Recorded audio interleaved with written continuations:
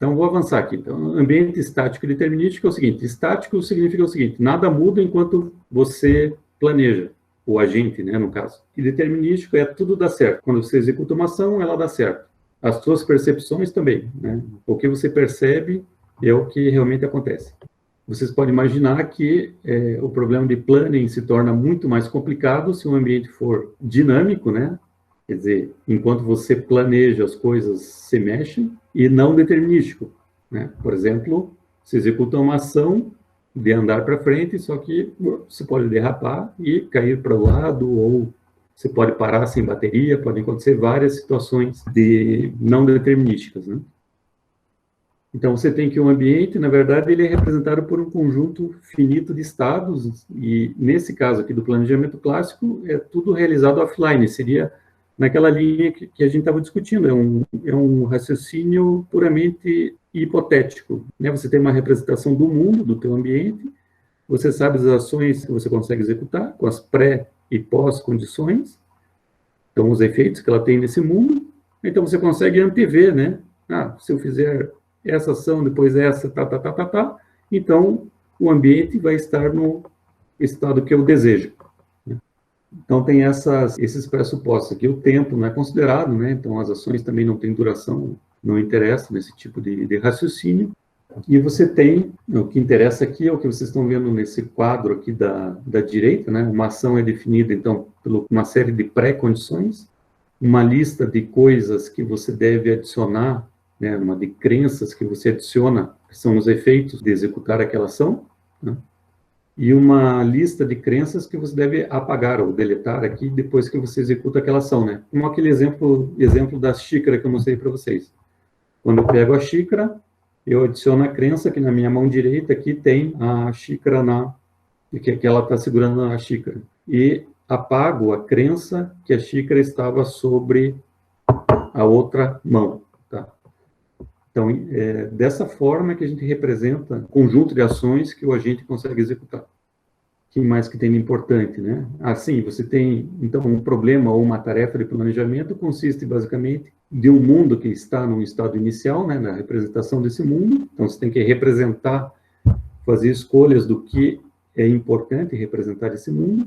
Um conjunto de ações que você consegue, você, o agente, no caso, e o conjunto de objetivos almejados, né? Quais estados você pretende ou que são almejados, que são desejados pelo agente.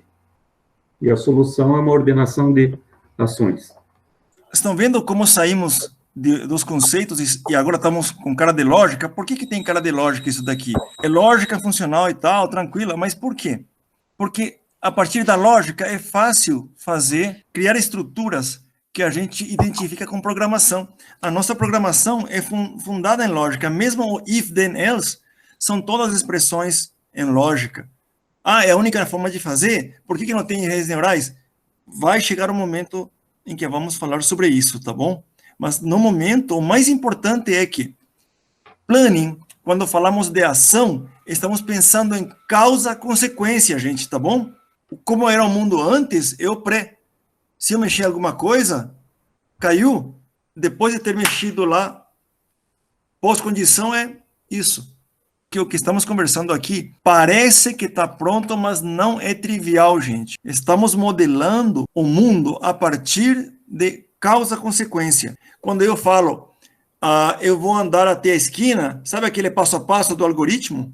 O passo a passo do algoritmo, coloco primeiro o pé. Onde colocou o pé? Aqui. Ok. A causa é, eu movimentei o pé. Está onde? Está na frente. Então tá. Consequência, o pé está na frente. E assim vai. Vocês devem ter visto isso lá no trabalho do Korf, como ele usa a mesma linguagem.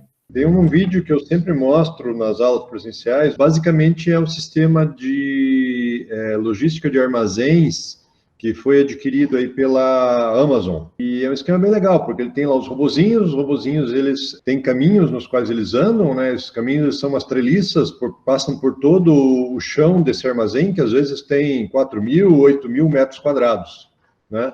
O que acontece? Chega um pedido lá da Amazon, né? Você faz uma compra lá no site, né? Você quer um item qualquer, ou 2 ou 3, E esses itens estão guardados em prateleiras no meio desse enorme conglomerado aí de armazenamento.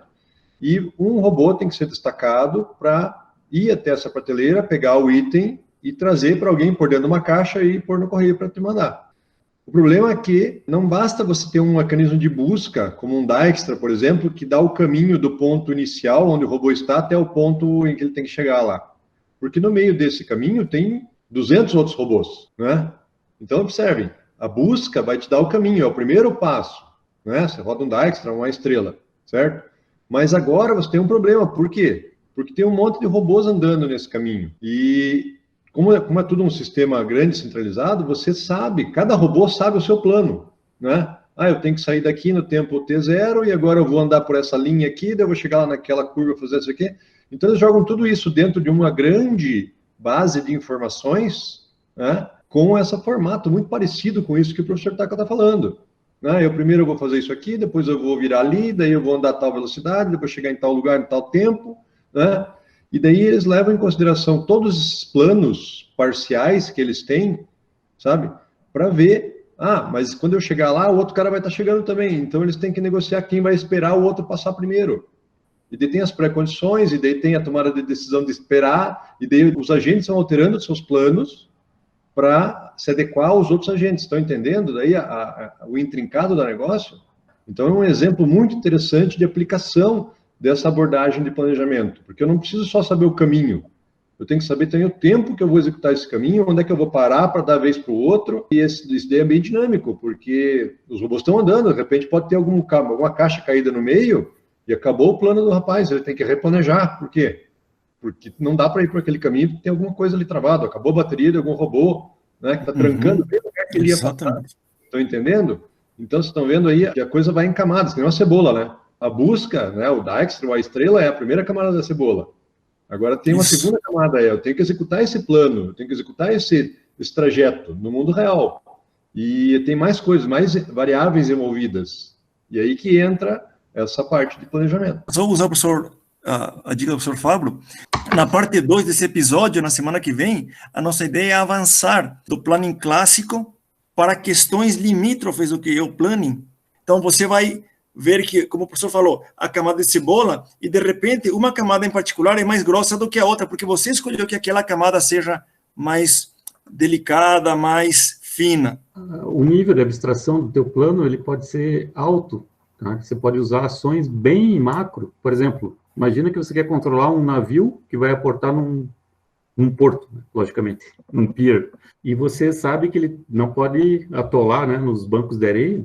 Então, ele teria que seguir, digamos, uma sequência de pontos dentro do mar ali, guiado pelo GPS, sabendo que tem outros navios que estão na proximidade, que ele não pode passar perto, etc.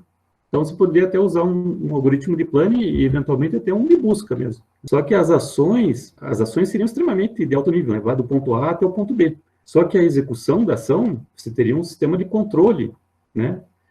Que teria que corrigir a trajetória para sempre, né, levar o navio para aquele ponto. Aí você tem outras técnicas. Professor, posso colocar um vocabulário ali? De colocar, talvez, a tarefa é sair de A para B.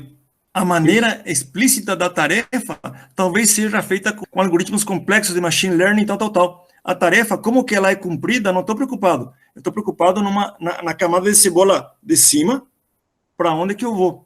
Mas ainda continua valendo o que a Bruna falou também. Nós consideramos em planning atual a dinâmica do mundo. Sim, no planning clássico não dava para fazer isso, porque não tinha processamento possível, nem tínhamos algoritmos para isso. Na semana que vem, a ideia é mostrar para vocês um lampejo do que é a fronteira de planning hoje. Uma fronteirazinha. E daí, então, você tem essa noção de níveis mais abstratos e depois tem um nível mais... Só para recuperar aqui o meu pensamento.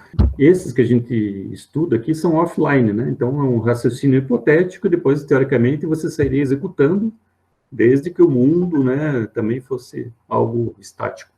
Mas daí também tem outras técnicas, né? Quando o mundo não é estático, é dinâmico, você pode replanejar. Então, você executa uma ação, vê se deu certo. Aí, caso você esteja num estado que você não, né, o navio tinha que estar no ponto B, mas não está no ponto B, porque agora tem um outro navio no ponto B, o que você vai fazer? Você vai fazer um replanejamento. Então, você intercala planejamento e ação, tá? Aí você está num ambiente dinâmico, né, com características de algoritmos que funcionam online, né? Nem vou dizer tempo real, porque tempo real está mais para baixo. Hein? Então, ainda é causa-consequência, tá? Em um mundo inicialmente estático, e agora vamos ver o que acontece. Mesmo nesse mundo estático, agora o professor vai mostrar como é que funcionava.